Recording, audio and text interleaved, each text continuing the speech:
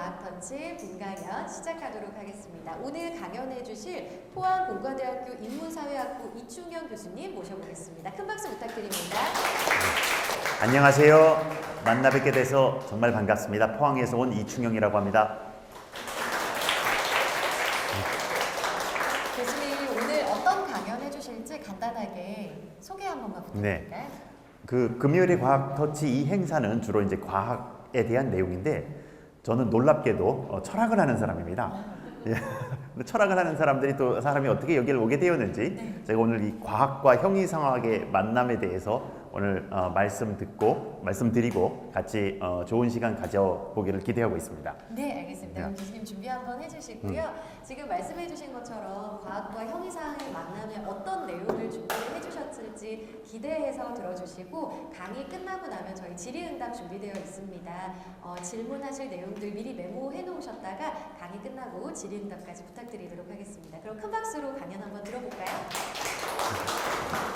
네, 안녕하세요. 잘 지내셨습니까? 예. 오늘 정말 따뜻한 봄이 왔죠? 대구에도 밖에 꽃이 펴 있는 걸 보았는데 이 새로운 계절의 시작입니다. 네, 제가 오늘 드릴 말씀 주제는 우리 자신의 생명이 우리 한 사람의 사람으로서 언제 시작되었는가에 대한 얘기예요. 근데 이 얘기 자체는 매우 복잡하고 어려운 얘기입니다. 그리고 현재 굉장히 전 세계적으로 정치적으로도 예민한 주제이기도 해요. 그래서 제가 이 오늘 말씀의 결론을 전달하기보다는 이런 탐구 과정을 통해서 도대체 뭘 하려고 하는지 왜 이런 주제에 대해서 제가 얘기하려고 하는지를 그 동기를 한번 저렇게 생각할 수도 있구나 라는 가능성을 여러분들과 공유할 수 있다면 아주 좋을 거라고 생각해서 제가 이 자리에 서게 되었습니다. 이 철학자의 강연을 한번 들어보신 적이 있으십니까? 없으세요? 네, 저는 놀랍게도 이 철학을 하는 사람입니다. 네, 실제로 저는 이제 대학을 다닐 때는 과학을 공부하기도 했지만 실제 현재 하고 있는 작업은 철학인데요.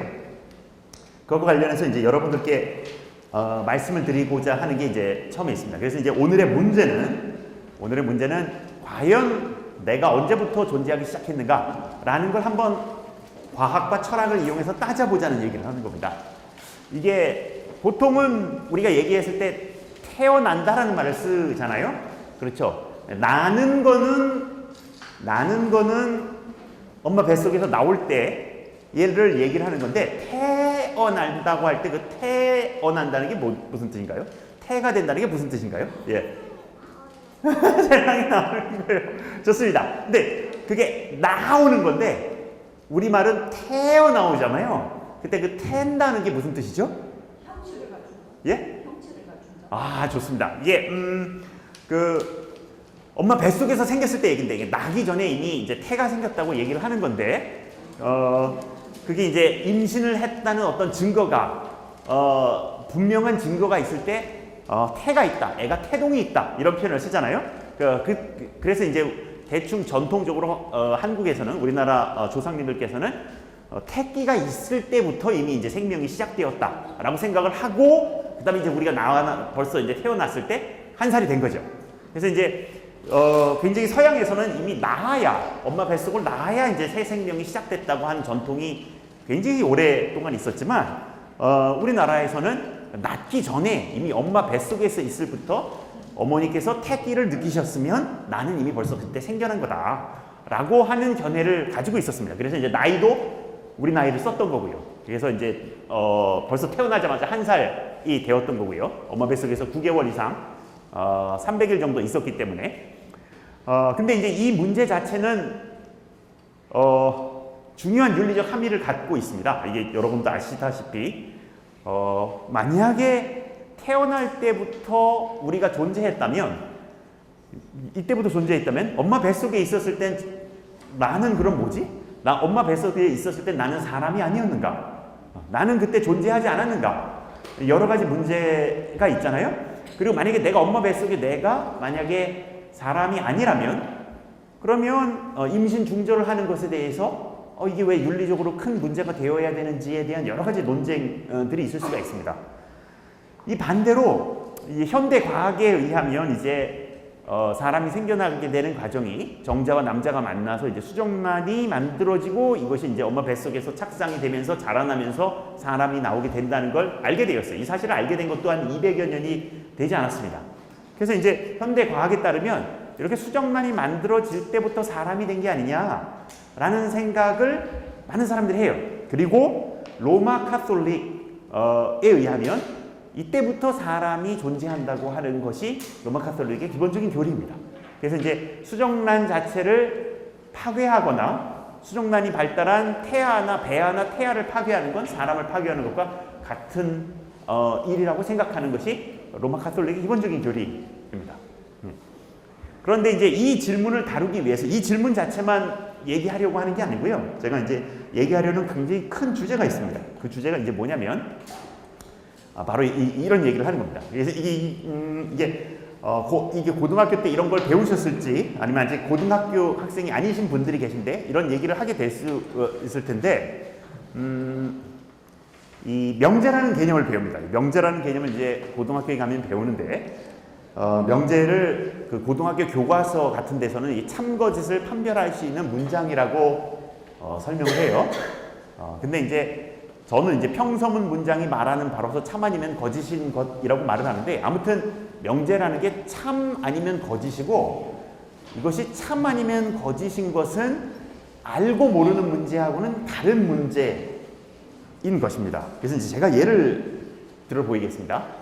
그래서 이제 여러분들이 이제 과학 터치에서 과학에 대해서 알려고 왔는데 과학에 대해서 아는 것은 참인 명제를 아는 것과 거의 대부분의 상황에서 같습니다. 그래서 지구를 둥글다라는 말을 알게 되면 이 과학자들이 이런 얘기를 해서 이런 걸 발견했다고 하면 지구는 둥글다라는 이 문장이 말하는 바가 참인 걸 아는 거죠. 그래서 지구가 둥그렇게 생겼다고 라는 것을 알게 되는 거죠. 그랬을 때 얘는 참이고요. 근데 이 지구가 어떤 사람들은 아직도 지구가 둥근 것을 받아들이지 않는 사람들이 있다고 해요. 예, 그 평평한 지구론을 펴는 사람들이 있다고 합니다. 그리고 중세 시대의 유럽인들은 지구가 평평하다고 믿었는데 콜럼부스가 세계 일주를 시작하면서 지구가 둥글다고 생각해서 뭐 아메리카 대륙을 발견하고 뭐 이런 얘기를 하지 않습니까?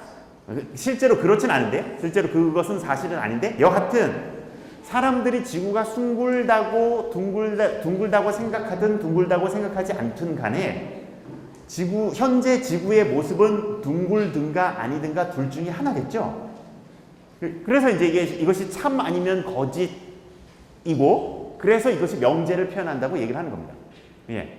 반면에 이게 이제 좀 어려운 측면일 수 있는데 제가 이제 드는 예가 이건데 최고의 아이스크림 향은 바닐라다 라고 하는 이 문장이 표현하는 바를 생각을 해봤을 때 저기서 이제 말하는 저 문장을 많은 분들이 나는 아이스크림 향으로 바닐라 맛을 가장 좋아해 라고 말할 땐 그건 참 아니면 거짓입니다. 내가 가장 좋아하면 참이고 그렇지 않으면 거짓이고요. 예. 그런데 이제 여기서 제가 말하고자 하는 바는 이걸 그런 뜻으로 사용한 것이 아니라 문자 그대로 해석했을 때, 이 말을 문자 그대로 해석했을 때 얘가 과연 참 아니면 거짓이냐라는 것을 묻는 겁니다. 이게 이 최고의 아이스크림 향은 그러니까 가령 지구가 둥글다가 참이려면 어떤 상황에서 지구가 둥글다가 참인지를 우리가 상상할 수가 있습니다. 지구가 있어서 그게 정말 공처럼 둥글게 생겼으면 지구가 둥글다가 참이잖아요. 그러면 바닐라 아이스크림, 최고의 아이스크림 향은 바닐라가 참이 되려면 그러면 세상이 어떻게 생겨야 하나요? 그 사람이 가장 좋아하는 좋습니다. 그러니까 굉장히 많은 분들이 이 문장을 나는 아이스크림 향으로 바닐라 향을 가장 좋아해 라는 뜻으로 사용합니다. 많은 분들이 그렇게 사용해요. 하지만 이걸 문자 그대로 해석했을 때 이게 내가 가장 좋아하는 게 아니라 바닐라가 최고라는 거잖아요. 따라서 당신도 바닐라가 최고라는 걸 받아들여야 된다는 거잖아요. 내가 바닐라가 최고, 나는 가장 좋아한다는 건 누가 부인하겠어요? 내가 가장 좋아하면. 근데 이거는 바닐라가 최고라고 주장을 하는 거잖아요. 그래서 이걸 문자 그대로 해석했을 때 정말로 바닐라가 최고려면 도대체 세상이 어떻게 생겨야 하나요? 네. 그 과반수가 좋습니다. 아주 좋습니다. 대다수의 사람들이 바닐라 향을 가장 좋아하면 바닐라 향이 최고가 되나요? 아, 좋습니다. 좋습니다. 근데 이게 대다수가 좋아하는 것과 최고는 약간 다르지 않습니까? 네, 다르잖아요. 대다수가 좋아한다 하더라도 그것이 최고가 아닐 수가 있잖아요. 그렇죠? 예. 자, 좋습니다. 그래서 한 가지, 좋습니다. 바닐라만, 세상에 바닐라만 있으면 바닐라가 최고가 되는 것이 아니냐라고 했는데, 제가 그래서 예를 든 게 뭐냐면, 바로 요거예요.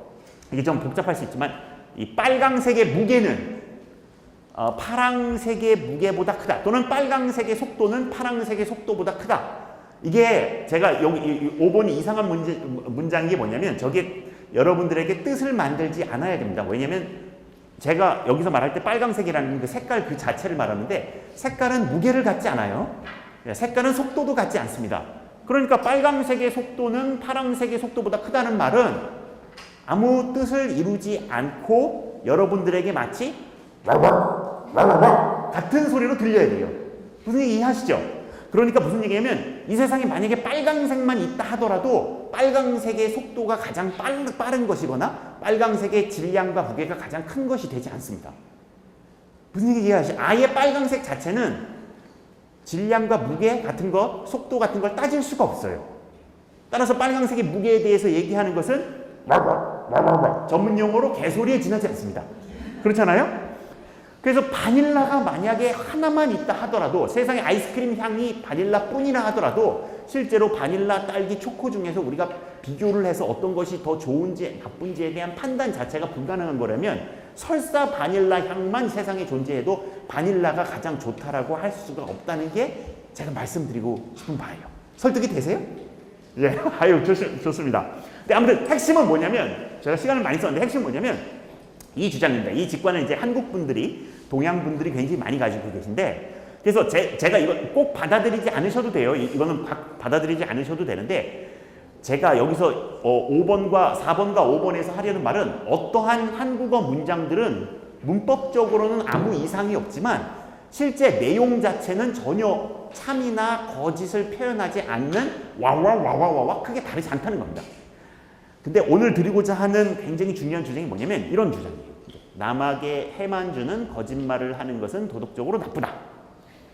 윤석열 대통령, 이재명 대표는 훌륭한 정치 지도자다.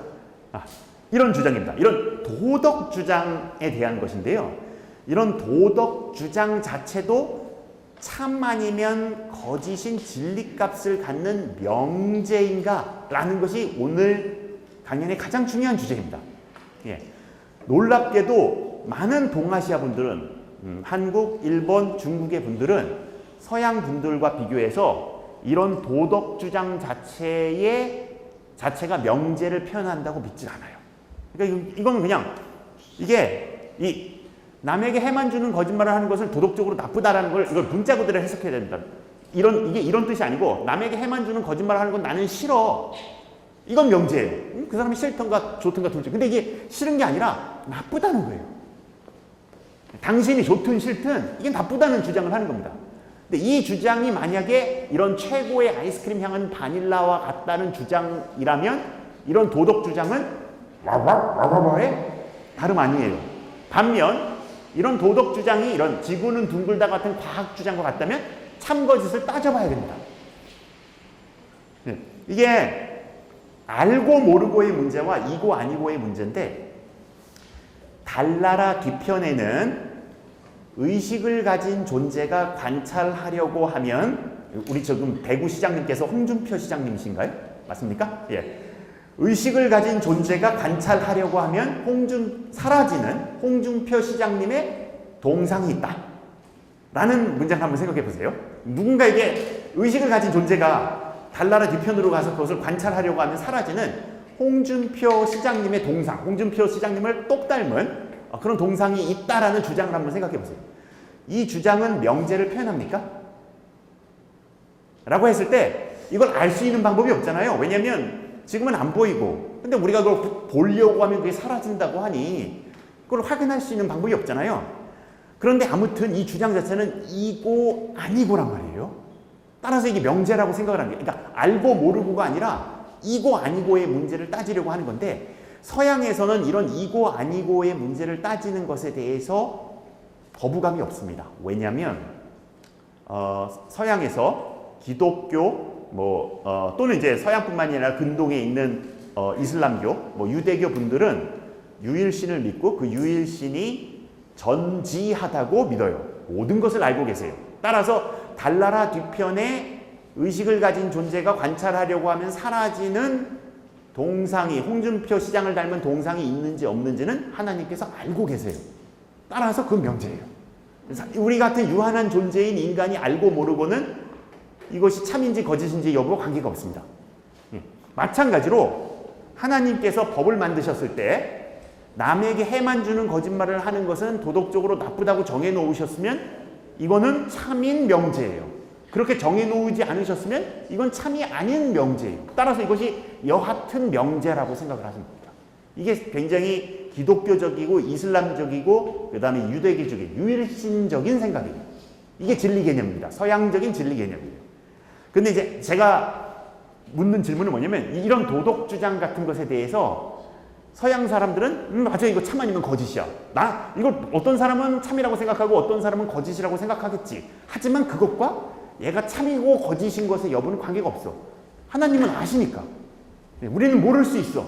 우리는 크게 모든 사람들이 이것에 대해서 오해할 수 있어. 하지만 하나님께서 정해놓으신 어떤 진리가 있겠지라고 생각하는 게 서양적인 개념입니다. 근데 여러분들은 어떻게 생각하세요? 이런 것이 단순히 내가 이것을 싫다조차를 넘어서서 정말로 지구가 둥근 게 참인 것처럼 이런 것도 참이거나 거짓이라는 생각이 드시나요? 그런 생각을 하시는 분 계세요? 그런 생각을 하세요? 훌륭하십니다. 근데 놀랍게도, 좋습니다. 놀랍게도 동양 분들, 특히 한국 분들은 저런 건 그냥 자기 취향의 문제지. 저건 저걸 도덕적으로 나쁘다고 생각하는 사람도 있고, 나쁘다고 생각하지 않는 사람도 있고, 그거 딸기 아이스크림을 좋아하는지 또는 바닐라 아이스크림을 좋아하는지가 취향의 문제잖아요. 딸기 아이스크림을 좋아하는 것이 진리고 바닐라 아이스크림을 좋아하는 것은 거짓인 게 아니잖아요. 취향의 문제지. 마찬가지로 네가 저것을 좋다고 생각하든가 나쁘다고 생각하든가 도덕적으로 옳다고 생각하든가 그러다고 생각하는 건 너의 도덕적인 취향의 문제지, 거기 옳고 그른 것이 있겠느냐라는 굉장히 강한 직관을 가지고 계세요. 이게 일관된 직관은 아닌데 그렇다고 생각합니다. 그런데 그런 분들이 실제로 이런 주장을 한다면, 이런 생각을 가지신 분들이 있잖아요. 그러니까 특정 정치적인 입장, 곧 선거가 얼마 남지 않았는데 이런 정치적인 입장을 가졌을 때 굉장히 강력한 입장을 표현하는데, 이게 생각을 해보시면 딸기 아이스크림이 더 맛있는 아이스크림인지 바닐라 아이스크림이 더 맛있는 아이스크림인지 우리가 싸울 필요가 없지 않습니까? 그렇죠. 그냥 딸기 아이스크림을 좋아하는 사람은 딸기 아이스크림을 드시면 되고, 바닐라 아이스크림을 좋아하시는 분은 바닐라 아이스크림을 좋아하면 되고, 그 둘 중에 어느 것을 먹는 것이 진리인지 따질 필요가 없는 게, 왜냐하면 어느 것을 먹는지 진리인지가 정해져 있지 않기 때문이잖아요. 그렇잖아요. 그런데 만약에 이런 도덕의 문제가 아이스크림 향에 대한 취향의 문제라면 우리가 이거 논쟁할 필요가 없는 거죠.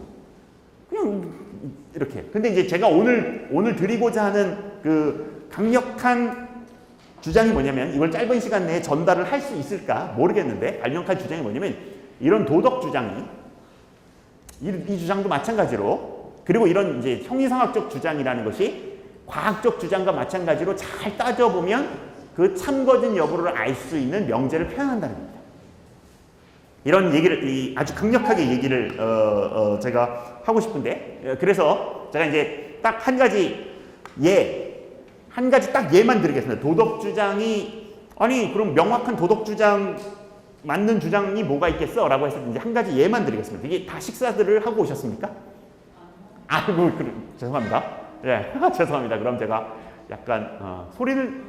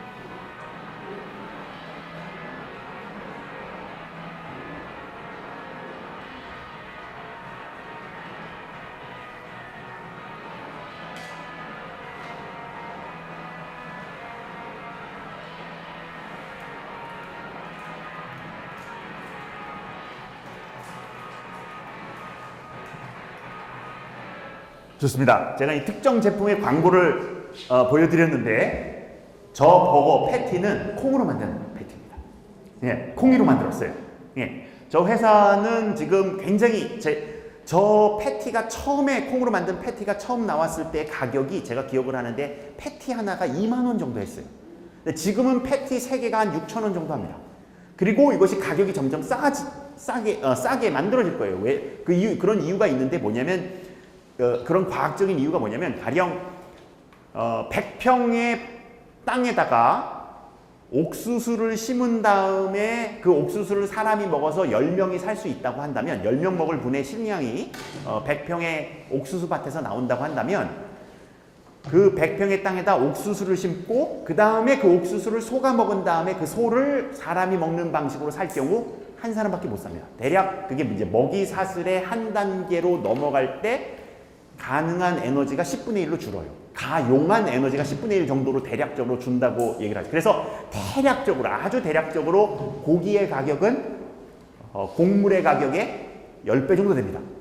예, 같은 칼로리라면 10배 정도 돼요. 근데 이제 그래서 제가 이제 하고자 하는 얘기 뭐냐면 아주 간단한 얘기처럼 보이긴 하지만 실제로는 아무튼 빨리 진행해서 말씀을 드리면 모든 다른 조건이 같다면 그러니까 무슨 얘기면 이 쇠고기 버거와 콩으로 만든 버거 사이 실제 쇠고기로 만든 버거와 지금 방금 보셨던 콩으로 만든 버거 사이에 하나는 쇠고기로 다른 하나는 콩으로 패티를 만들었다는 사실과 이 사실에 의해서 함축되는 것 외에 다른 차이가 없을 경우 그래서 가격의 차이가 없어요. 이 패티의 가격의 차이가 없어요. 그 다음에 이제 맛의 차이도 없어요. 실제로 저 회사가 저 패티를 정말로 그 쇠고기 패티의 맛을 내기 위해서 굉장히 독특한 단백질들을 식물에서 수출해서 만들어가지고 현재 거의 대부분의 사람들이 저 패티와 소고기 패티의 맛의 차이를 감지하지 못합니다. 예, 그 정도 기술의 수준이 갔어요. 그리고 저 패티는 앞으로 소고기 패티보다 훨씬 더 가격이 싸게 만들어질 거예요. 그리고 저 패티는 당연히 콜레스테롤 같은 건강상의 위험도 없습니다. 근데 가정하기를 지금 저 콩으로 만든 패티의 가격과 쇠고기 패티의 가격이 같아요. 예, 영양분도 같아요. 예, 그 다음에 뭐 다른 건강상의 문제점도 다 같을 경우 저 쇠고기 햄버거를 실제 쇠고기로 만든 쇠고기 패티를 넣은 햄버거를 먹는 것보다 콩으로 만든 버거를 먹는 것이 더 바람직하다라는 주장이 저는 참인 명제라고 생각합니다. 왜냐? 현재 상황에서 쇠고기 버거를 만들기 위해서는 동물에게 고통을 가해야 되고 그리고 알려져 있다시피 그 소가 굉장히 많은 온실가스를 만들어내기 때문에 아무튼 현재 주어진 상황에서 온실가스를 줄여야 되는 상황이고 그 다음에 콩은 소와는 달리 고통을 느끼지 않는다고 볼 과학적 이유가 많기에 이렇게 콩으로 만든 버거를 먹는 것이 다른 모든 조건이 같다면 더 바람직하다라는 주장에 찬성 안 하시는 분 계시나요? 이거 받아들이기 어렵다. 다른 모든 조건이 같다면 제가 이게 뭐 이 가격이 비싼데 이 콩 패티를 먹어라 얘기를 하는 게 아닙니다. 가격도 같아요. 영양도 같아. 예, 맛도 같아. 예. 이게 이게 그러면 이제 요 부분이 달라지는 거예요. 다른 조건이 같지 않는 거죠. 예. 그럼 뭐 어쩔 수 없겠죠. 뭐 콩을 먹으면 저는 콩 알러지가 있어요. 그러면 뭐 어쩔 수 없겠죠. 근데 콩 알러지가 없어요. 저는. 예. 그래서 영양분도 같아요. 예. 그럴 경우는 저게 더 바람직하다고 했을 때 저거 받아들이실만 하지 않습니까? 그렇죠? 예. 당신이 뭔데 콩이 그러면 콩을 먹을 때는 콩이 고통을 느끼지 않는다는 건 어떻게 아냐? 라고 했을 때 여러분 손톱 깎으실 때 고통을 느끼세요? 머리카락 깎으실 때 고통을 느끼세요? 안 느끼시잖아요? 근데 안 느끼시는 가장 중요한 이유가 뭐냐면 손톱과 머리카락에는 신경이 없기 때문입니다. 콩은 신경이라는 조직 자체가 없기 때문에 뭐 여러 가지 화학 반응을 보인다 하더라도 콩은 고통을 느끼지 않는다고 볼 좋은 이유가 있다고 얘기를 하는 겁니다. 여하튼 이 많은 과학적인 발전들을 거쳐서 우리가 이런 윤리적 문제 같은 경우도 뭔가 참거짓을 가릴 수가 있다라고 제가 오늘 말씀을 드리려고 해요. 예. 이렇게 질문 있으신가요? 예, 좋습니다. 그 다음에 이 형이상학 부분에 대한 어려운 부분인데 이것도 너무 어려운 얘기라서 제가 처음에 이 두 가지 굉장히 어려운 예를 가지고 온 이유가 뭐냐면 오늘 제가 말씀드릴 내용 자체의 동기를 제공하기 위해서 이런 말씀을 드리는 건데 이걸 이제 과학의 발전에 따라서 우리가 세계를 인식하는 어떤 형이상학적 그림 자체가 바뀐 예로 제가 제시를 하는 것입니다. 이게 한마디만 이것 자체도 한 제가 5분 안에 말씀드리려고 하는데 아마 쉽게 납득할 정도로 이게 제가 전달하기 어려울지 모르겠는데 여기 지금 이제 색연필이 보이실 텐데 많은 과학의 연구 결과에 따르면 다음과 같이 믿는 것이 가장 바람직하다고 저는 생각합니다. 뭐냐면 여기 색연필이 여기에 있는데 여기 색연필들이 각각의 색연필들은 정말로 모양을 갖고 있어요. 그래서 저희가 눈을 감으면 얘네들의 상이 사라지긴 하지만 아무튼 여기 정말 색연필이 있다면 그 색연필의 모양 자체는 얘네들이 다 가지고 있는 거예요. 하지만 색은 얘네들이 가지고 있는 게 아니고 이 색이 여기 보였을 때 이게 노란색으로 보이실 텐데 이 노란색 자체는 얘네들이 가지고 있는 게 아니고 얘네들이 가지고 있는 어떤 다른 특성 때문에 내 머릿속에서 이 질감이 만들어지는 거다라고 믿는 것이 가장 그럴듯한 견해라는 결론을 말씀을 드리려고 하는 거예요. 납득이 되시나요? 예. 모양은 얘네들이 실제로 갖고 있는데 색을 갖고 있는 건 아니다. 그거 어떻게 알 수 있느냐고 했을 때 몇 가지 얘기만 하면 색이라는 게 이제 이걸 실제로 믿으시기가 굉장히 어려운데 여기 지금 A와 B가 있죠? 어떤 게 더 진한 색인가요? 그렇죠. 근데 이게 유명한 그림입니다. 이게 체커 그림자 착시라고 하는 그림인데 이 그림을 한번 인터넷에서 찾아보신 다음에 이걸 프린트해 보세요. 그 다음에 A와 A 부분과 B 부분을 자르잖아요? 색이 똑같습니다. 색이 똑같아요. 도저히 믿을 수가 없는데 실제로 색이 똑같습니다. 예, 이 둘 사이의 색이. 예, 한번 해보세요. 이게 믿기지 않으면. 그런데 아무튼 여기 색이 무엇인지와 여기 색이 무엇인지는 여기서 나오는 빛과 여기서 나오는 빛이 똑같기 때문에 우리가 이렇게 색을 기르는 게 아니고 여러 가지 정보를 판단해서 머릿속에서 이것의 색깔을 그려내기 때문에 실제로 얘네들이 가지고 있는 고유 속성이 아니라고 보는 것이 더 그럴듯한 견해라고 말씀드리는 겁니다. 그래서 여기서도 딱 보시면 처음에 딱 보시면 여기 파란색 공이고 이렇게 보이시잖아요. 근데 이걸 실제로 이 화면을 원래 딱 보시면 찾아가서 이걸 보시면 어떤 상황이냐면 머릿속에서 바로 저기 녹색 공이 몇 개가 있나요? 예, 없어요? 예, 훌륭하십니다. 두 개가 보통 보이시잖아요. 죄송합니다. 예, 녹색 공이 저기 두 개가 보이실 텐데 저게 인터넷에 있는 자료입니다. 제가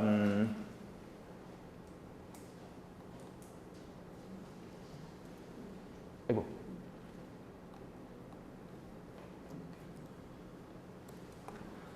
이런. 제가 눈이 너무 나빠서 아니면 죄송합니다.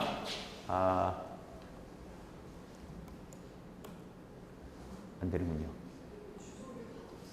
주사를 제가 다 복사하지 않았군요. 죄송합니다. 알려주셔서 아주 고맙습니다.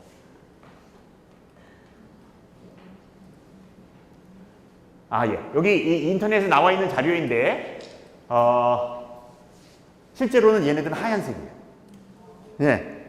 근데 이제, 이렇게 봤을 때 이게 녹색으로 보이는 거죠. 예. 공 자체는 다 하얀색입니다. 공 자체의 색깔은 변하지가 않습니다. 근데 이제 우리가 저것을 그려내는 거죠. 예. 그 다음에 더 신기한 거, 제가 제일로 좋아하는 착시 현상을 보여드릴게요. 이거는 이제 마이클 바크라고 하는 독일의 심리학자가 가지고 만든 웹사이트에서 보인 것인데 이게 멀러서 잘 보이지 않으실지도 모르겠지만 저기 있는 빨간 점을 한번 집중해서 보시죠. 저기 있는 빨간 점을 한번 집중해서 보세요.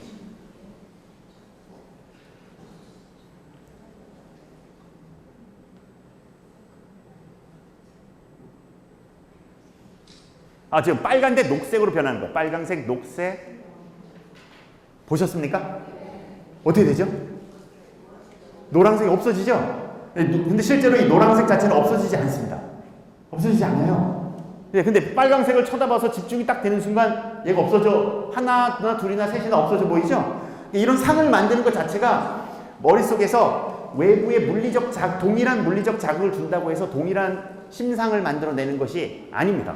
그래서 많은 연구를 과학적인 연구를 살펴보았을 때 기본적으로 이 모양은 외부에 있다고 믿음을 부인할 이유는 없지만 색은 우리 머릿속에서 만들어낸 거라고 볼 굉장히 좋은 일. 이 물체 자체가 어떤 얘가 파란색으로 보이지만 실제로 얘가 원래 파란 게 아니고 얘가 가진 어떤 다른 속성에 의해서 우리 눈이 만들어낸. 그래서 어떤 사람들은 이걸 파란색으로 안 볼 수도 있습니다. 실제로 생명이나 색약인 사람들은 이걸 다른 색으로 보는 거죠. 예. 그리고 이 보통 사람들의 경우에는 혹시 중학교 생물 시간에 배우셨을지 모르겠지만 색을 감지하는 세포가 세 가지 종류가 있어요. 원추세포라고 하는데 색을 감지하는 걸 빨강색, 녹색, 파란색을 감지하는 세포가 세 종류가 있어서 그걸 감지한다고 하는데 여성의 경우 약 1%의 사람들이 이것이 네 종류의 원추세포를 가지고 계신 분이 계시대요. 그런 분들은 세상에 특히 붉은색을 볼 때 불타오르는 듯한 느낌을 받는다고 합니다. 그러니까 빨간색 장미를 볼 때 우리는 보통 빨간색이라고 보지만 그분들이 보기엔 빨간색 장미가 불타오르는 그런 느낌이 든대요. 그래서 사람들이 그리고 당연히 소나 뭐 이런 동물들은 우리와는 다른 방식으로 색깔을 만들고요. 그래서 어떤 형이상학적인 결론이 뭐냐면 과학을 통해서 세계의 정확한 모습을 알아가듯이 과학을 통해 알아낸 세계의 정확한 모습을 통해 더 나은 윤리적 판단, 더 나은 형이상학적 판단이 가능하다고 말씀을 드리는 겁니다. 이것 자체가 그냥 그건 네 생각이지 라고 하는 문제가 아니라는 거고요. 그 다음에 이제 오늘도 그래서 인간 존재의 시작점 역시 더 잘 알아갈 수 있다고 얘기를 하는 거고, 그래서 제가 감히 말씀드리는 게 뭐냐면 이 얘기는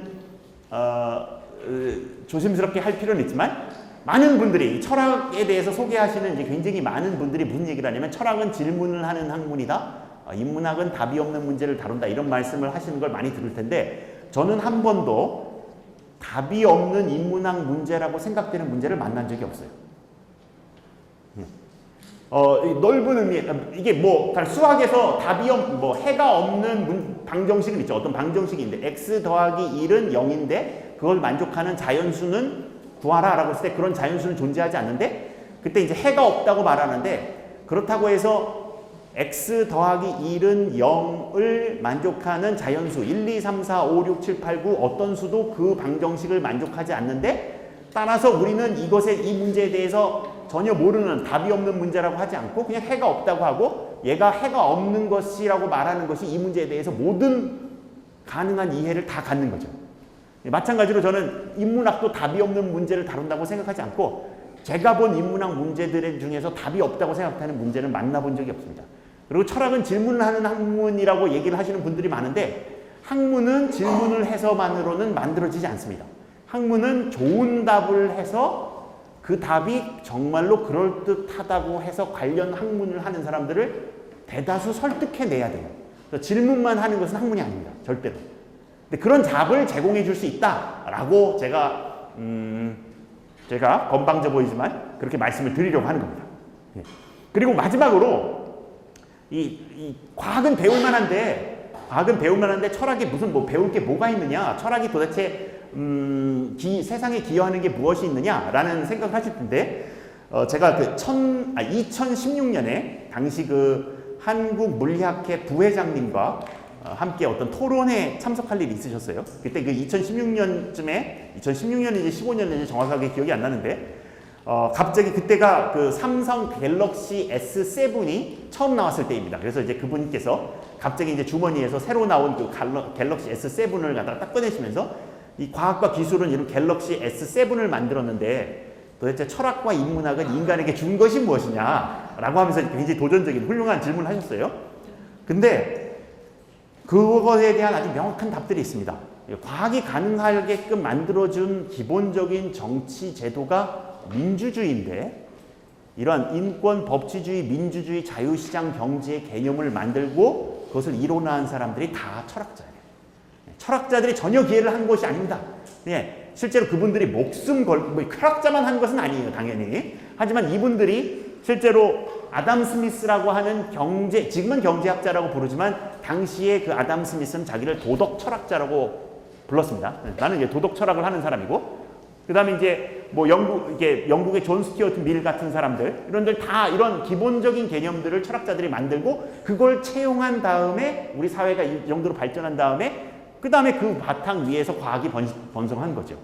그래서 실제로 이 철학자들이 하는 아주 기본적인 작업 자체가 전혀 무의미한 것은 아니고 아주 중요한 어떤 사회의 기반이 되는 것들에 대해서 기존 합의에 도전하거나 합의 틀을 넘어서는 주장을 펴서 제시된 반론과 가늘한 반론을 극복하고 새로운 합의를 이끌어내는 중요한 작업을 하고 있는데 적어도 근시기에 있어서는 우리가 이제 세상이 어느 정도 민주주의, 자유주의가 확립된 다음부터는 철학자들이 하는 역할이 거의 없어 보이는 거죠.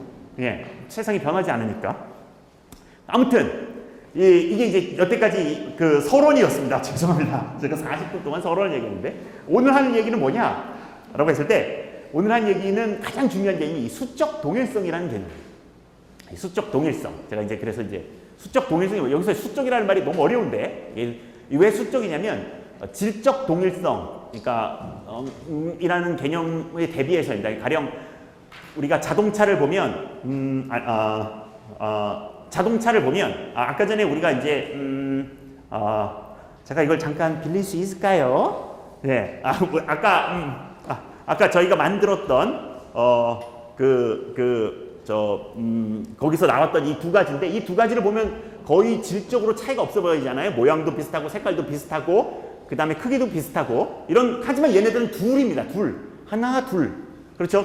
그래서 수적으로는 다른데 수적으로는 두 개인데 질적으로는 동일하다고 얘기를 하는데 이 수적 동일성이라는 것은 하나라는 얘기입니다. 하나. 그래서 우리가 보통 생각할 때 나라는 사람이 지금 여기 있으면 어떤 갓난아기였을 때 나가 있었을 텐데 이 나와 수적으로 동일하고 그 얘기는 뭐냐면 이 사람이 바로 나라는 거죠.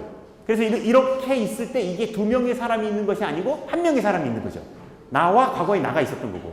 그럼 이제 내가 나이가 들면 그 어떤 다른 나이가 든 사람이 될 텐데 그게 이제 바로 나인 어떤 질적으로는 달라지지만 수적으로는 하나인 이런 존재에 대해서 말하는 개념이 수적 동일성이라는 개념입니다. 근데 이제 우리가 어떻게 생각하냐면 나이가 들면서 이게 나잖아요. 내일의 나도 나고 어제의 나도 나고 다 나인데 나가 그럼 언제 시작됐을까? 이걸 어떻게 따져야 되느냐가 오늘 말씀드릴 바입니다. 예, 이게 오늘 말씀드릴 바가 나가 언제 시작하느냐. 그래서 이 굉장히 중요한 개념입니다. 이 개념은 매우 중요한 개념입니다. 이게 실제로는 정치제도에 등장하지 않는 것처럼 보이지만 실제로 등장합니다. 이게 뭐냐면 기본적으로 범죄자가 죄를 저질렀어요. 예, 그러면 이제 나중에 그 범죄자를 잡아서 죄를 줘야 되는데 그 범죄자가 그 범행을 저질렀을 때 그 사람은 과거의 나지 지금의 나가 아니다. 따라서 당신 법제도는 나에게 죄를 줄 수가 없다라고 주장할 수가 있잖아요. 근데 실제로 우리는 그 범행을 저질렀을 때 그 사람과 지금 잡힌 그 사람이 동일한 한 명의 사람이라고 생각하고 죄를 주는 거지 않습니까? 벌을 주지 않습니까? 그래서 우리 사회 경제제도에서는 재산이라는 게 있는 거죠. 내가 어떤 재산을 가지고 있으면 이 재산이 내일도 나의 재산인데 그 이유는 오늘의 나가 내일의 나와 동일한 인간이라고 생각해서 그런 거죠. 그래서 사회, 경제, 법, 제도, 종교가 이런 동일성 개념의 기반에 있습니다. 이 종교가 여기서 왜 등장하냐면 이 기독교를 믿으신 분은 내가 죽으면 천당에 가실 거라고 믿으시잖아요. 그랬을 때 그 천당에 간 사람이 나여야 의미가 있는 거잖아요. 나는 여기서 없어지고 나 아닌 다른 사람이 천당에 가는 것은 내가 천당에 가는 게 아니잖아요. 이 동일성 개념이 매우 중요한 거죠. 여기서 육신이 없어졌는데 천당에서 부활했는데 과연 그 천당에서 부활하는 게 나은가?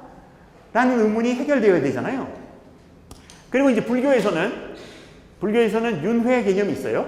그렇죠. 그 윤회라는 게 결국은 뭔가 이게 소멸을 했는데 나가 또 다른 다음 생을 살아. 그랬을 때 이 나가 그 전의 나와 동일하다는 생각을 하고 있는 거잖아요.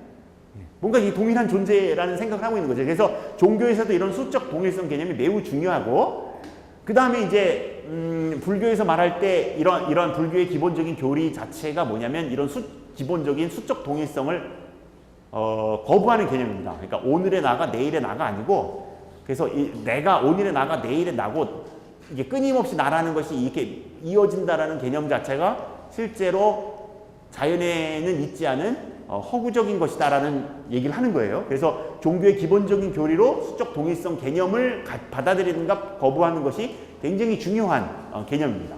그래서 근데 이제 오늘의 우리의 주제는 뭐냐면 사람이 있을 때 이 아이가 내가 태어났을 때 그 아이는 나라는 것은 여기까지는 인정할 수 있겠는데 과연 수정란도 나였는가? 그래서 나는 수정란 때부터 존재했는가? 그렇다면 나는 수정란 때부터 사람이었는가? 라는 주제를 다루려고 하는 겁니다.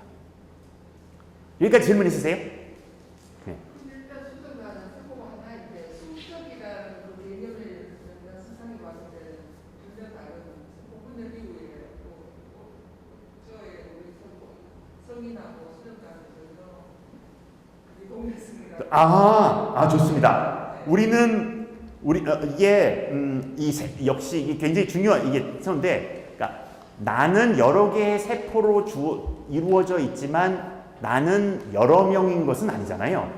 그랬을 때 이 세포들이 하나의 체계를 이룬 이 개체를 나라고 생각하는 거죠. 근데 수정란 때에는 그 하나가 그 하나의 체계를 이루고 있었다고 믿기에 그 수정란이 나라고 믿을 수 있다고 주장을 하는 겁니다.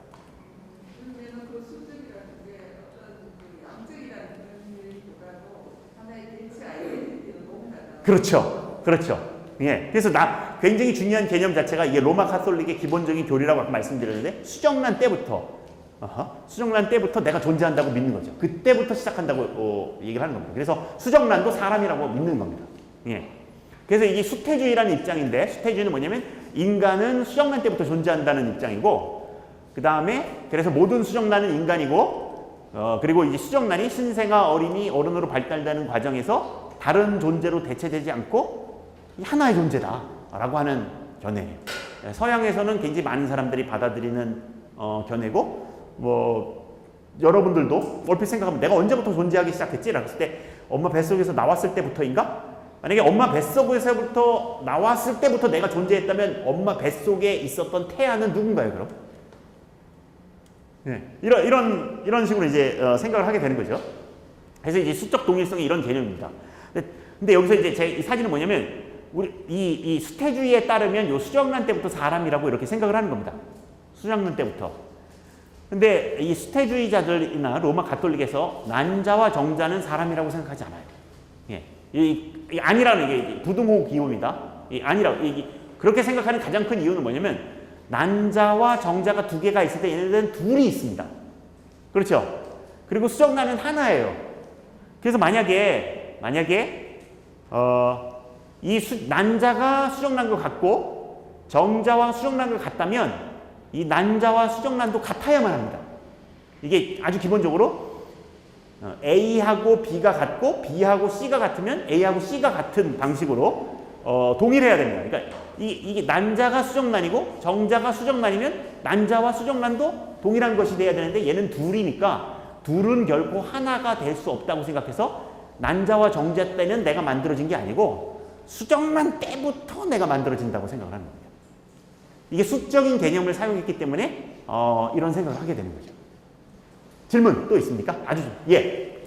지금 얘기하는 말하는 것이 법적이나 사회적으로 받아들여지는 나를 정의하는 건지 아니면 생물학적인 개체 개념을 말하는 거예요. 그 법적이나 사회적으로는 우리나라 민법과 형법상에서 대략 사람을 정의하는 기준은 있습니다. 그게 제가 알기로는 민법상으로는 특별한 예외를 제외하고는 태아는 사람이 아닙니다.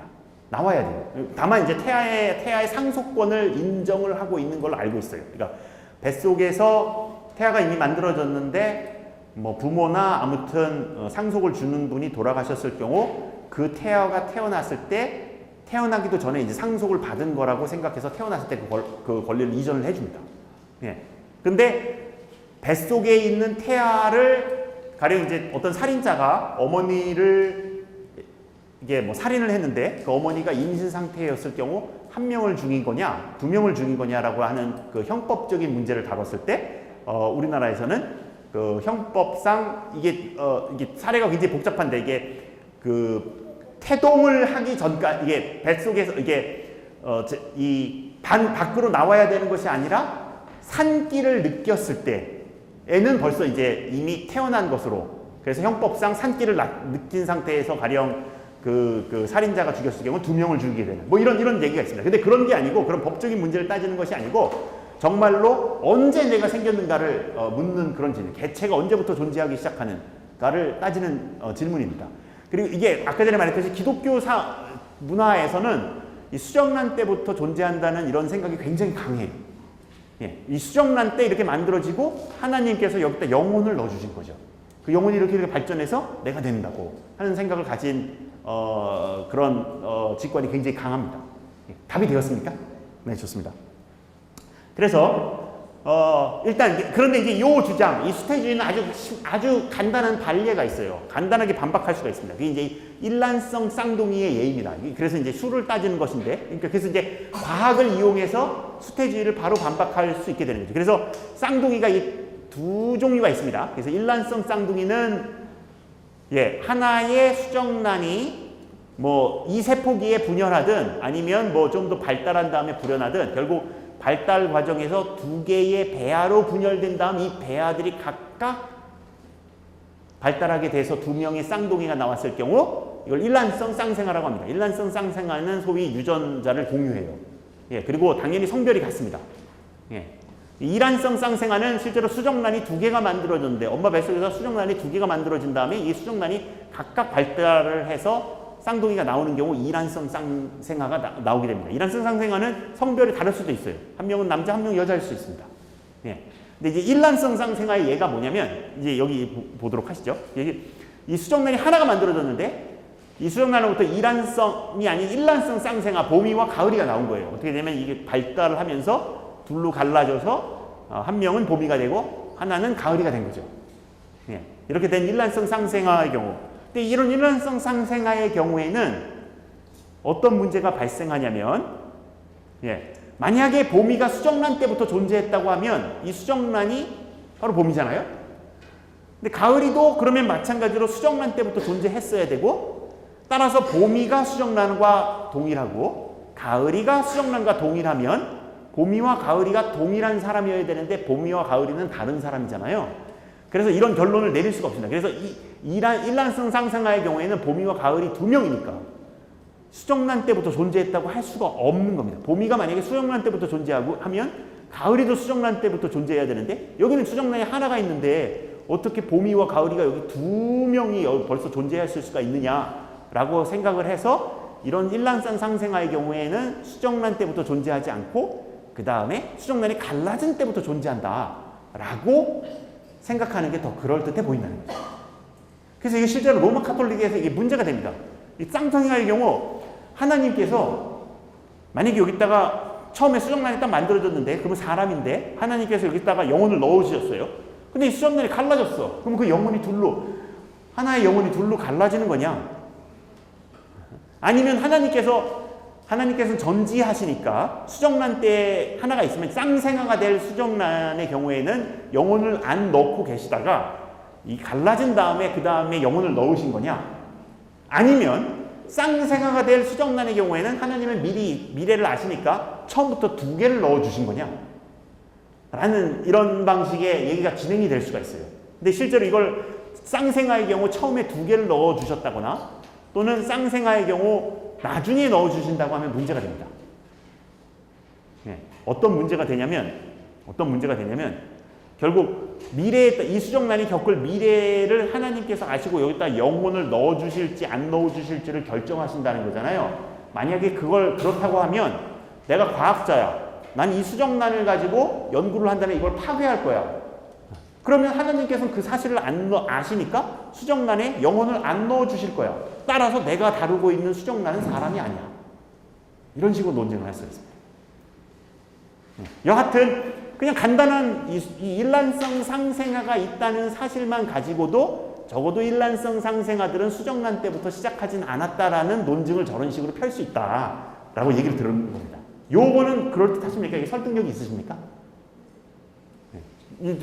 이제 얘기가 복잡해지는데, 그래서 일란성 쌍둥이 반례는 적어도 일란성 쌍둥이는 수정란과 다르다라는 걸 보여주는 거고, 따라서 모든 인간이 한때 수정란이었다는 것은 아니다. 일란성 다태아들의 경우에는 성립하지 않는다 라는 얘기를 아무튼 생각을 해서 이런 결론을 만들어낼 수 있다는 겁니다.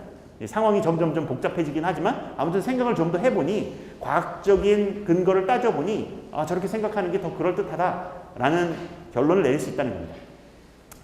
근데 이제 이 상황은 뭐냐면 어떤 사람이 좋다 거기까지는 받아들이는데 이렇게 해서 일란성 쌍생아가 나오는 경우에는 수정란이 사람이 아니라는 걸 내가 또는 봄과 가을이가 수정란 때부터 시작되지 않았다는 건 인정을 하는데 단태아로 발생하는 경우 분열이 되지 않고 단태아로 발생하는 경우에는 수정란 때부터 사람이라고 내가 주장하면 어떻게 할 거냐라는 반론이 가능합니다. 이 반론에 대해서 반론을 한 게 제가 한 연구인데요. 이제 그 얘기를 좀 간단하게 말씀을 드리겠습니다. 여기서부터 이게 실제로는 좀 복잡합니다. 이게 어떤 식으로 좀 복잡하냐면 이런 개념이 있어요.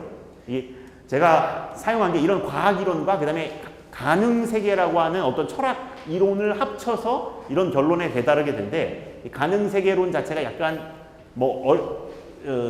논리학의 사용, 양상 논리라고 하는 데서 사용되는 어떤 장치라서 좀 복잡하긴 한데 그걸 간단하게 설명을 해드리면 실제로 이제 어떤 아이가 성장을 해서 과학자가 됐다고 해봐요. 그럼 당연히 이제 우리는 보통 이 아이가 이 과학자와 동일한 사람이라고 생각을 하잖아요. 근데 이 아이가 어렸을 때 꼭 과학자가 되지 않았을 수도 있잖아요. 커서 가수가 됐었을 수도 있잖아요. 지금 여기 계신 분들이 여기 지금 어린이 여러분들이 있는데 가수가 되실 수도 있고 과학자가 되실 수도 있고 법률가가 되실 수도 있잖아요. 근데 그 모든 것이 다 한꺼번에 되시지는 않겠죠. 그 중에 하나가 되시겠죠. 근데 아무튼 여러 가지 가능성을 가지고 있잖아요. 그래서 이게 한 가지 실제로 현실적으로는 이런 일이 됐는데 여하튼 현실적으로 이렇게 됐다 하더라도 이 아이가 어렸을 때 가수가 있었단 말이죠. 그래서 이게 어떤 가능 세계, 그러한 가능성을 그리는 세계를 가능 세계라고 부르는 것입니다. 근데 여기서 중요한 건 뭐냐면 당연히 이 아이는 동일한 사람이고요. 이 두 아이는 동일한 사람이니까 아무튼 이 현실 세계 이 과학자와 가능 세계의 이 가수는 다른 존재인 거죠. 다른 존재가 아닌 거죠. 동일한 존재인 거죠. 아무튼 이 아이가 과학자가 됐었을 수도 있고 가수가 됐었을 수도 있는 거죠. 여기는 납득이 되십니까? 예. 그런데 제가 오늘 하려고 하는 얘기는 뭐냐면 이런 논증을 펼치면 이게 과학을 잘 살펴보면 이런 게 아니고 다음과 같은 상황이 실제로 수정란과 그 다음에 신생아의 관계에 더 가깝다라고 말씀을 드리는 겁니다. 우리가 이 동일한 진흙을 가지고 하나는 이런 사자상을, 하나는 이런 사람상을 만든다고 해봐요. 예. 그랬을 때 이 사자상은 언제부터 존재하기 시작했을까요? 라고 했을 때 만약에 이때부터 이미 여기 사자상이 있는 거다. 왜냐면 이게 재료가 똑같은 진흙으로 만들었으니까 이미 이 안에 사자상이 있는 거다라고 생각하면 그렇게 생각하지 않는데 보통은 언제부터 만드냐면 일단 사자의 모양이 거의 다 갖춰져야 사자상이 존재하기 시작한다고 우리가 보통 생각하잖아요. 근데 왜 그렇게 생각해야만 하는가에 대한 철학적 질문을 할 수가 있는데 다음과 같은 이유가 그 질문을 밑받침해준다고 제가 말씀을 드릴 수 있겠습니다. 이게 무슨 얘기냐면 분명히 이 둘은 다르단 말이에요. 그러니까 내가 이걸 가지고 사자상을 만들었을 때랑 이걸 가지고 이런 상을 만들었을 때 이게 같다고 생각하지 않잖아요. 그러니까 이게 이 경우와 앞의 경우가 다르다는 겁니다. 그러니까 어린이가 과학자가 됐었을 수도 있고 가수가 있다고 했을 때 이 과학자와 가수는 다른 사람이 아니잖아요. 그런데 이 경우는 어떤 거냐면 이 진흙을 가지고 사람상을 만들 수도 있고 사자상을 만들 수 있는데 이 둘이 같은 게 아니잖아요. 그러면 어떤 결론을 내야만 하냐면 얘도 같지 않고 얘는 아무튼 이때는 없고 다 일단 만들고 난 다음에 생긴다고 생각해야 되고 얘도 일단 만들어진 다음에 간다고 생각해야지. 만약에 이걸 이렇게 생각하면 만약에 이게 뭐냐면 죄송합니다. 그러니까 얘네 둘이 다르기 때문에 얘네 둘이 같고 얘네 둘이 같아서 얘가 이미 진흙에도 있고 얘가 이미 진흙에도 있다고 생각하면 얘랑 똑같은 존재가 수적으로 동일한 존재가 되어야만 하는 거잖아요. 그래서 우리가 이런 경우에는 이렇게 만들어진 결과가 두 개로 상이한 경우에는 처음부터 존재하지 않고 좀 만들어진 다음부터 존재한다고 결론 내려야만 한다고 예를 들어 보이는데 이 예가 실제로 수정란이 신생아로 발달하는 과정과 같은 과정이다라는 얘기를 이제 드리려고 합니다. 그래서 이제 결론적으로 말씀을 드리면 여기까지 질문 있으실까요? 네, 질문. 예. 질문.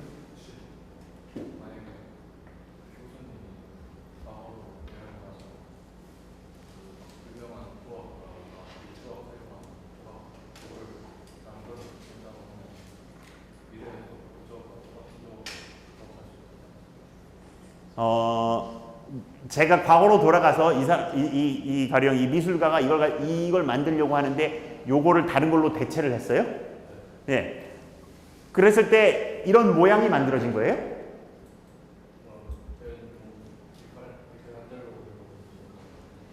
예.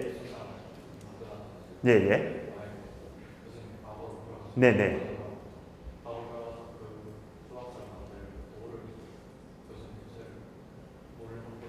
네, 바꿔치면.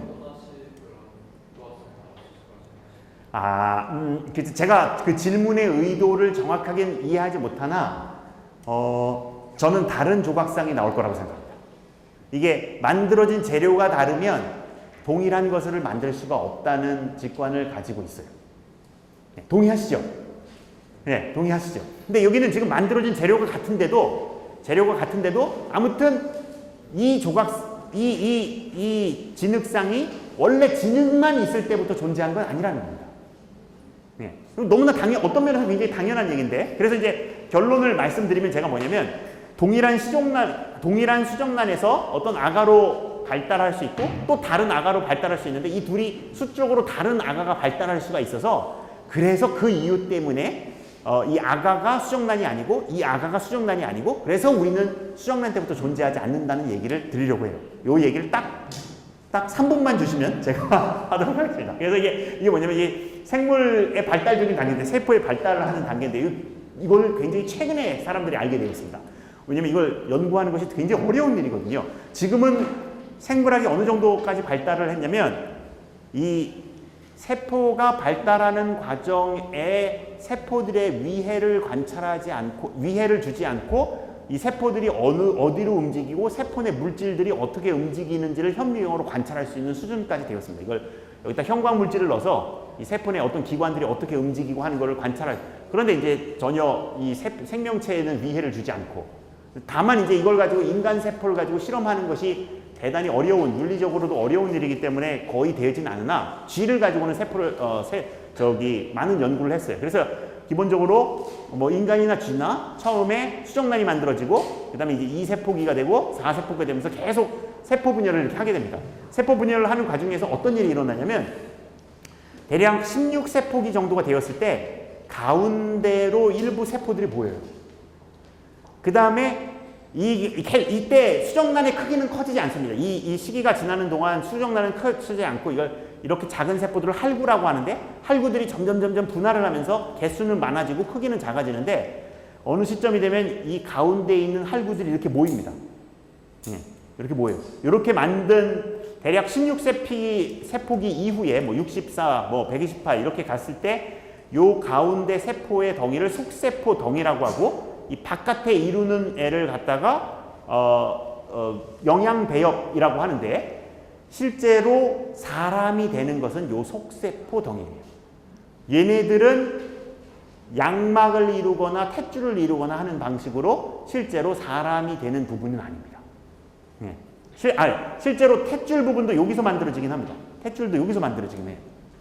얘네들은 양막만 만드는 상황입니다. 그래서 이게 어떻게 되냐면 굉장히 중요한 사건이 뭐냐면 신생아 몸을 잃은 세포들은 전체 과정에서 요 극히 일부인 이게 16세포기면 대충 6개 정도가 가운데가 있고 10개가 바깥에 있는데 요 상대적으로 다수가 아닌 소수의 일부 세포만 사람 몸을 이루고 나머지는 그냥 그 사람을 둘러싼 막을 형성하게 됩니다.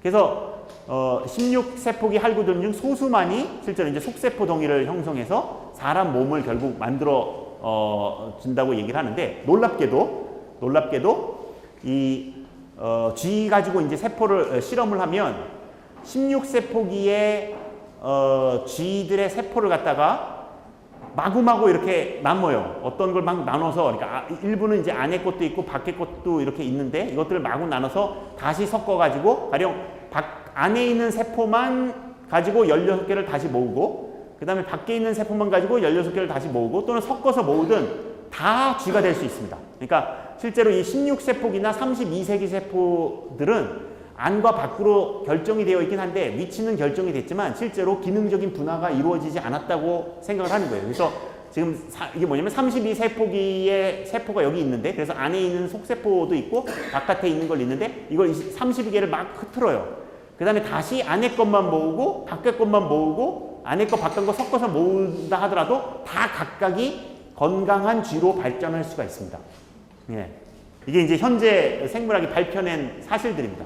그래서 이게 제가 하는 논쟁이 죄송합니다. 시간이 길어져서 이게 이제 제 논쟁의 핵심인데 좀 복잡해서 죄송합니다. 이게 어떤 거냐면 대략 아이디어만 말씀을 드리면 여기 이제 수정란이 있을 때 이게 현재 세계입니다. 현재 세계에서 수정란이 있고 16세포기가 돼서 여기 지금 6개의 속세포 동이가 쭈쭈쭈쭈 발달을 해서 봄이가 되었다고 생각을 하는 겁니다. 이게 실제 사실이라고 생각하는 거예요. 근데 어떤 게 가능했었냐면 여기 이제 원래 이렇게 딱 되었는데 실제로 일어나진 않았지만 가능했었을 일이라고 이제 상상을 하는 겁니다. 이 가능 세계예요. 하나의 가능 세계입니다. 근데 요 16개의 세포를 이루었을 때 바깥쪽에 있는 이 8개의 세포를 떼어내는 겁니다. 그리고 그것을 다른 것으로 대체해요. 그렇게 대체한다 하더라도 이 안에 있는 6개의 세포는 실제 세계에서 봄이로 발달한 방식과 동일한 방식으로 발달을 했었을 수 있고 그러면 이거 봄이 아니냐? 이랬을 경우 나왔던 봄이는 이 봄이와 똑같은 세포를 가지고 있고 똑같은 방식으로 구성이 되어 있으면 이 외부의 막을 떼든 만든 이것은 실제로 봄이가 아니냐라고 얘기를 하는 거고요. 그 다음에 이게 두 번째 가능의 세계에서는 여기서 외부에서 떼어낸 8개를 버리는 것이 아니라 이 8개를 6개는 가운데, 그 다음 뭐 나머지 2개는 뭐 외부로 해서 이 가운데, 나머지 이 8개를 다른 세포 가운데에, 16세포 가운데에다 넣어가지고 사람으로 발전시킨 경우입니다. 그래서 이제 가을이가 태어난 거죠. 그래서 실제로 이 둘은 쌍둥이와 같은, 상황인데 일부러, 이걸 실제로 세포를 나눠서 가운데로 이렇게 넣고, 그 다음에 이제 외부에 있는 것도 역시 가운데로 넣어요. 이거는 기술적으로 현재 가능합니다. 이렇게 해서 G를 만들 수가 있어요. 사람의 경우에 이렇게 하는 것은 윤리적인 문제가 있기 때문에 실험은 되어 있지 않지만 실제로 기술적으로 가능합니다. 그 다음에 이 상황은 뭐냐면 이 바깥쪽에 있는 걸 떼서 안쪽으로 가서 또 가을이를 만든 거고 그 다음에 여기서는 그냥 이게 가운데로 가서 가을이가 만들어진 거라서 제가 여기서 이제 보이려고 하는 게 뭐냐면 동일한 수정란에서 봄도 나올 수가 있고 동일한 수정란에서 가을이도 나올 수가 있어서 근데 가을이와 봄은 같은 사람이 아니기 때문에 가을이와 봄은 같은 사람이 아니기 때문에 아까와 같은 이유로 이 수정란이 봄이가 아니고 이 수정란이 가을이가 아니라고 주장을 하는 것입니다. 그래서 무슨 얘기냐면 동일한 수정란에서 봄이도 나올 수가 있고 동일한 수정란에서 가을이도 나올 수 있는데 봄하고 가을이는 같은 사람이 아니니까 결국 얘네들은 수정란이 아니다라고 주장을 한 것입니다. 죄송합니다. 복잡해서. 네. 그래서 모든 인간은 수정란이었던 것은 아니고 수정란이 아니라는 이제 말씀을 드리는 거고요. 제가 이제 결론을 말씀드리면 이겁니다. 예. 그래서 인간은 그렇다면 언제 존재하는가에 대한 답을 제가 드리진 않는데 이게 굉장히 발달적으로 이런 방식으로의 표현을 제가 이게 발달적으로 유연하다는 개념을 사용하는데 그게 무슨 얘기냐면 동일한 수정란이 봄이도 되고 동일한 수정란이 가을이도 될 수 있으면 이 수정란을 발달적으로 유연하다고 하는데 이런 발달적 유연성은 적어도 수정 후 8일 때까지는 유지가 된다 라는 것이 과학적인 상당히 입증된 얘기입니다. 그래서 적어도 수정 후 8일 때까지는 나는 존재하지 않았다 라고 이제 얘기를 드리는 거고요. 그 이후에 만들어진 그 이후에 언제냐에 대해서는 제가 아직 모르겠습니다. 예, 그건 모르겠는데 아무튼 수정 후 8일까지는 아니라고 보는 것이 과학을 고려했을 때 가장 그럴듯한 견해라고 감히 말씀을 드리는 거고요. 네. 그렇다고 해서 제가 또 중요한 이 얘기를 따면 그렇다고 해서 제가 수정란과 초기 대화를 아무렇게나 다뤄도 된다고 주장하는 건 절대로 아닙니다. 예, 저는 이런 문제에 대해서 굉장히 좀 보수적인 입장이긴 해요. 예, 그래서 수적인 동일성보다 더 중요한 고려 사항이 있어서 수정론과 초기 배열을 함부로 다루지 않을 중요한 이유가 있을 수가 있다. 아무튼 그럼에도 불구하고 나는 수정란에서부터 시작한 것은 아니다라고 결론을 내리는 거고요. 과학을 통해 세계의 정확한 모습을 알아가듯이 과학을 통해 알아낸 세계의 더 정확한 모습을 통해서 인간 존재의 시작점 역시 잘 판단할 수 있고 윤리적 형이상학적인 문제 역시 잘 판단할 수 있다는 주장을 감히 드리면서 오늘 강연을 마치도록 하겠습니다. 고맙습니다. 오늘의 과학터치 오늘 여기까지입니다. 저희 2주 뒤인 4월 19일에 또 강연 준비되어 있으니까요. 6시 30분에 이 자리에서 함께 해주시면 감사하겠고요. 나가시면서 노트 앞장에 도장 받아가시길 바라겠습니다. 7개 모으시면 저희가 소정의 사은품 드리도록 하겠습니다. 금요일에 과학과도 반가워지세요. 고맙습니다.